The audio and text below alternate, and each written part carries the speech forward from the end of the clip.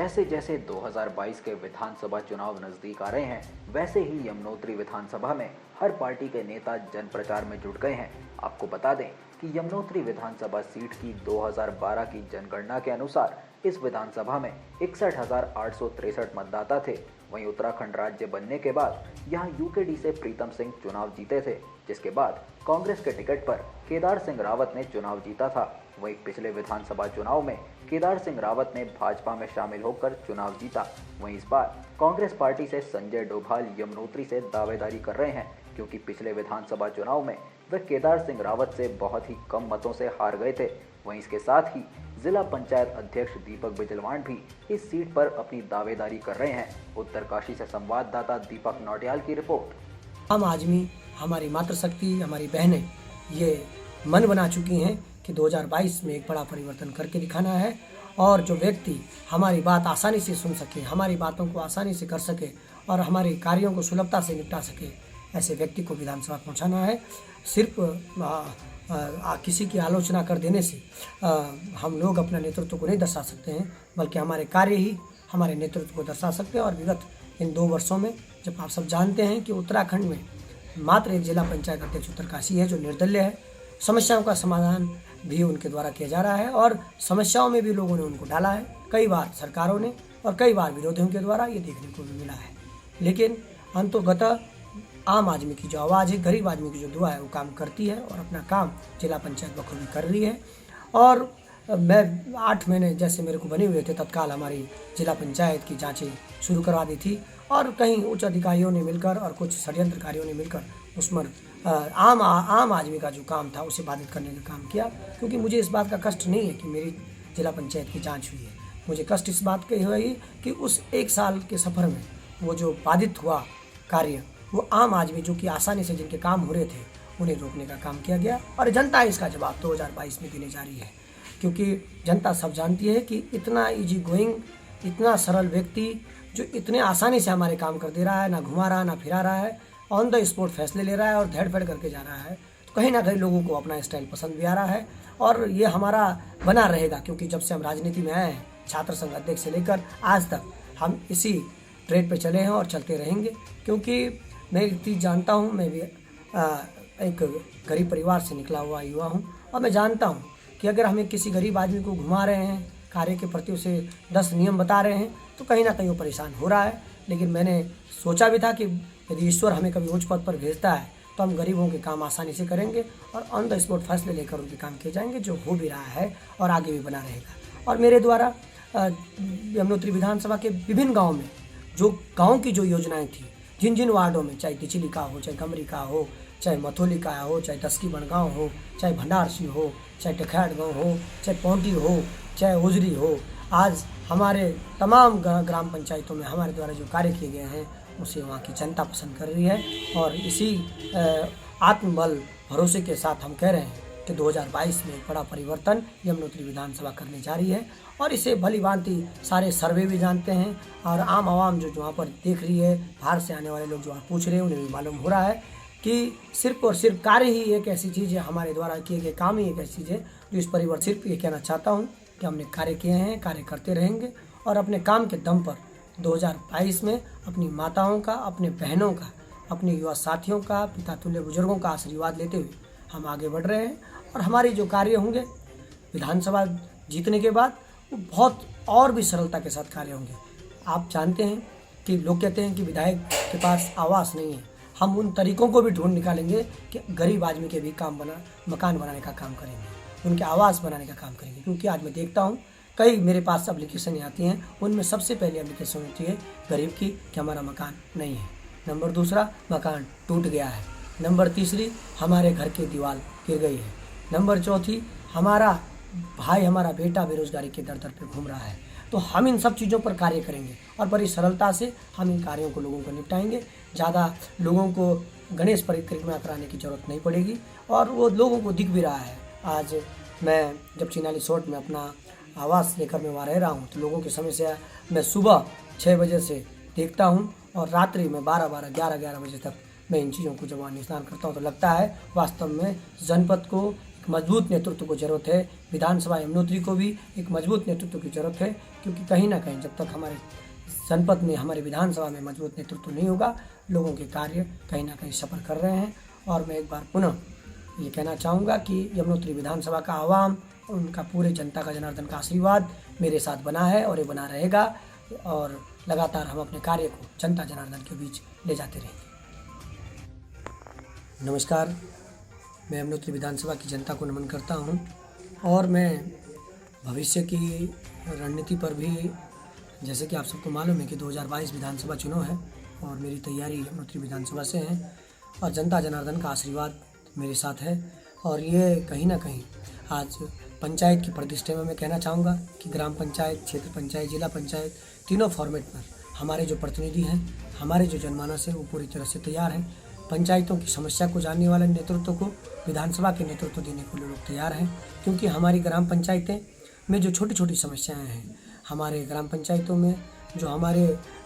वो इश्यूज़ जिन्हें कि कोई बड़ा नेता नहीं उठा पाता है, उन सब इश्यूज से लेकर मैं निकला हूँ। क्योंकि मैं क्षेत्र पंचायत सदस्य रहा हूँ, मैं जिला पंचायत सदस्य रह चुका हूँ, और मैं आज जिला पंचायत अध्यक्ष हूँ। तो पंचायतों की जो बेसिक चीज़ें हैं उन्हें भली भांति जानता हूँ। और कहीं ना कहीं हम चाहे देश की नीति हो या प्रदेश की नीति हो, नीति पर गांव के लिए बनती है, लेकिन गांव में उस तरह से कार्य नहीं दिखाए जा सकते हैं। आज मेरी जिम्मेदारी बनती है कि जब हम लोग अपने कार्यों को पटल पर लाने का काम करते हैं तो कहीं ना कहीं कोई दिक्कतें रहती हैं, क्योंकि हमारे पास, आप जानते ही हो, तो हमारे एक्ट के अंतर्गत हमें 29-30 विभागों का मूल्यांकन दिया गया है, लेकिन एक भी विभाग का इम्प्लीमेंटेशन हम नहीं कर सकते हैं। जब इन सब चीज़ों को हमने देखा, हमने अपने प्रधान साहिबानों से पूछा, क्षेत्र पंचायत साहिबानों से पूछा, जिला पंचायत साहिबानों से पूछा कि भैया इस पर क्या होना चाहिए, आपके जो अधिकार हैं वो आपको नहीं मिल रहे हैं। तो इसके लिए उन सबकी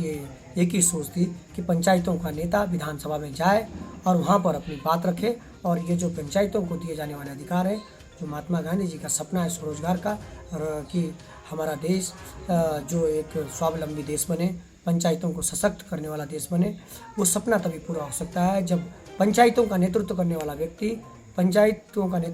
व्यक्ति विधानसभा में हो, और विधानसभा में वो कानून बना सके, नियम बना सके कि पंचायतें मजबूत हों। क्योंकि आखिरकार ग्राम, हमारे गांव में बसता है गरीब, और अंतिम छोर पे बैठा हुआ गरीब इस लालसा के साथ है कि हमारी बात सुने, लेकिन आज ऐसा देखने को नहीं मिलता है, क्योंकि जिसकी सेटिंग है वो अपने काम करा लेता है, जिसकी नहीं है वो कहीं ना कहीं रह जाता है। और मैं उन सब की आवाज़ बनकर आज विधानसभा में कार्य कर रहा हूँ, जनपद में कार्य कर रहा हूँ। और यमुनोत्री विधानसभा का गरीब आदमी, आम आदमी, हमारी मातृशक्ति, हमारी बहनें ये मन बना चुकी हैं कि 2022 में एक बड़ा परिवर्तन करके दिखाना है, और जो व्यक्ति हमारी बात आसानी से सुन सके, हमारी बातों को आसानी से कर सके और हमारे कार्यों को सुलभता से निपटा सके, ऐसे व्यक्ति को विधानसभा पहुंचाना है। सिर्फ किसी की आलोचना कर देने से हम लोग अपना नेतृत्व को नहीं 2022 का चुनाव का बिगुल बज चुका है, और यमुनोत्री विधानसभा में अभी तक जो है भाजपा ने प्रत्याशी की घोषणा तो नहीं की है, लेकिन आप सिटिंग विधायक हैं और उम्मीद है कि आपकी कोई टिकट मिलना है। तो आपका प्रमुख एजेंडा क्या है, और आपने अब तक जो काम किए क्षेत्र में, और आगे की योजनाएं बताएं। देखिए, अभी तक जो काम पिछले चुनाव में मैं लड़ा था, कुछ जनता से वायदे भी किए थे, और मैंने ये कहा था कि मेरा प्रयास रहेगा कि हर गांव को सड़क मार्ग से जोड़ा, शिक्षा, स्वास्थ्य, सड़क, बिजली, पानी के उसमें मेरा ये वायदा था कि इसके लिए मैं काम करूँगा। और रेलवे लाइन का गंगोत्री और यमुनोत्री को रेलवे लाइन से जोड़ने का भी मेरा सपना रहा है, और उसके लिए भी मैंने बहुत प्रयास किया है। माननीय मोदी जी के आशीर्वाद से, माननीय मुख्यमंत्री के मार्गदर्शन में अब वो काम भी लगभग मंजिल पे पहुंचा है। तो मैं पहले तो ये आपके माध्यम से निवेदन करना चाहता हूँ कि जो विकास के 5 सोपान हैं, एक सड़क, शिक्षा, स्वास्थ्य, बिजली और पानी, इन पे मैं आऊँगा। बहुत लंबा तो नहीं कह पाऊँगा, लेकिन मैं आपके माध्यम से कहना चाहता हूँ कि ये ऑल टाइम रिकॉर्ड है कि यमुनोत्री विधानसभा क्षेत्र में जैसे छोटे क्षेत्र में अभी तक 42 नई सड़कें स्वीकृत हो चुकी हैं, और 5 सड़कें अभी भी पाइपलाइन में हैं, मैं समझता हूँ इस माह के अंत तक वो भी स्वीकृत हो जाएंगी। तो 47 नई सड़कें स्वीकृत करना अपने आप में ही एक माइलस्टोन है, अपने आप में ही एक ऑल टाइम रिकॉर्ड है, ये आप भी देखेंगे। और लगभग उसमें हर गांव सड़क से जुड़ गया है। इक्का दुक्का गांव छूटेगा, उसको आगे मार्च में 4-6 महीने बाद कर लिया जाए। दूसरी जो सीढ़ी है वो शिक्षा की है। शिक्षा के क्षेत्र में मैंने जो विद्यालयों की स्थिति है, इस समय 11 करोड़ रुपए हमने जिला योजना से स्वीकृत करवाए। कुछ विद्यालय छत टूटी है, किसी के फर्श टूटे हैं, दरवाजे टूटे हैं, कहीं पे कक्षों की अतिरिक्त आवश्यकता थी, वो उससे पूर्ति हो गई, काम भी प्रारंभ हो गया है। और आपको जानकर ये खुशी होगी कि प्रत्येक विद्यालय में मैंने फर्नीचर बेसिक स्कूल से लेकर के डिग्री कॉलेजेस तक छात्रों के बैठने के लिए फर्नीचर्स उपलब्ध करवाए, ताकि छात्रों में कोई हीन भावना ना आए और आपको किसी भी विद्यालय में टाट पट्टी अब नज़र नहीं आए। सब में जो है फर्नीचर्स की व्यवस्था कर दी गई, और कहीं पे कंप्यूटर, प्रोजेक्टर, और कहीं पे ज़्यादातर डिग्री कॉलेजेस में लाइब्रेरी की भी मैंने व्यवस्था की। तो जो पढ़ाई के लिए जो वातावरण चाहिए, अच्छा भवन चाहिए और बैठने की सुविधाएं चाहिए, वातावरण चाहिए, उसको तैयार करने का प्रयास किया गया है। और जहाँ तक शिक्षकों की बात है, यहाँ पे 100 कुछ शिक्षक, प्राथमिक शिक्षकों की भर्तियाँ पिछले वर्ष से शुरू होनी थी, वो भर्तियाँ मैंने बढ़ा करके 272 पद किए पूरे ज़िले के। और अभी मैं आपके माध्यम से बताना चाह रहा हूँ कि मेरी अभी 1 सप्ताह पहले माननीय शिक्षा मंत्री जी से बात हुई है, और शिक्षा निदेशक को मैंने ये कहा है कि आप जो मार्च तक, आने वाले मार्च तक जो पद रिक्त होने जा रहे हैं प्राथमिक विद्यालयों में, वो चाहे रिटायर्ड हो रहे हैं चाहे अन्य तरह से, उनकी भी जो है इन्हीं नियुक्तियों में उसको जोड़ा जाए, और वो जुड़ने जा रहा है। विधायक साहब, एक क्वेश्चन पूछ रहा हूँ कि भाजपा में आजकल जो है दल बदल का दौर ज़्यादा चल रहा है, क्या राजनीतिक रूप में सही है? नहीं, भाजपा में दल बदल नहीं चल रहा है, बल्कि अन्य दलों से लोग आकर के भाजपा को ज्वाइन किए। अब कुछ तो हमारे पुराने साथी हैं, अपने घर से छोड़ के चले गए थे, अपने ही घर में वापस आ रहे हैं, और कुछ जो है कांग्रेस से और अन्य दलों से भी, निर्दलीय भी, अभी विधायक लोग भी शामिल हुए हैं, अन्य लोग भी शामिल हुए हैं। तो उन सबका स्वागत है। पार्टी परिवार में हमारा परिवार बढ़ रहा है। इससे ये लगता है कि पार्टी की समाज में स्वीकार्यता बढ़ रही है, और अन्य दल के लोगों को, चाहे निर्दलीय लोगों को, और कोई रास्ता सूझ नहीं रहा, दिखाई नहीं दे रहा है उनको भारतीय जनता पार्टी के अलावा। तो ये हम सब के लिए खुशी की बात है। माननीय प्रधानमंत्री नरेंद्र मोदी जी के नेतृत्व में, JP नड्डा जी के नेतृत्व में, अमित यमुनोत्री के जनमानस को मेरा प्रणाम। मैं संजय डोभाल आगामी 2022 विधानसभा चुनाव के लिए कांग्रेस प्रत्याशी के तौर पर आपके बीच में हूं, और अगर यमुनोत्री के जनमानस ने मुझे विधानसभा जाने का, या आप लोगों ने मुझे आप यमुनोत्री विधानसभा का सेवा का अवसर दिया, तो मैं हमारे ये यमुनोत्तरी विधानसभा शिक्षा, स्वास्थ्य, संचार, कृषि, बागवानी, पानी, पेयजल सब में पिछड़ा हुआ है। मैं इन सब समस्याओं के लिए आप लोगों से अपनी यमुनोत्तरी विधानसभा के लिए काम करूंगा, क्योंकि स्वास्थ्य में हमारी जितनी भी यहाँ से हमारी माताएं बहनें, हमारी प्रसूता बहनें कई रात रास्ते में ही दम तोड़ देती हैं। पर्यटन के लिए खासकर, जिससे कि हमारे क्षेत्र के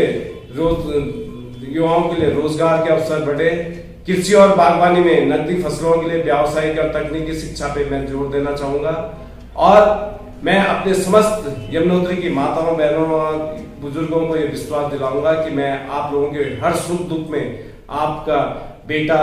बनकर आप लोगों के बीच में उपलब्ध रहूंगा। इसी आशा और विश्वास के साथ आप सभी लोगों को मेरा प्रणाम।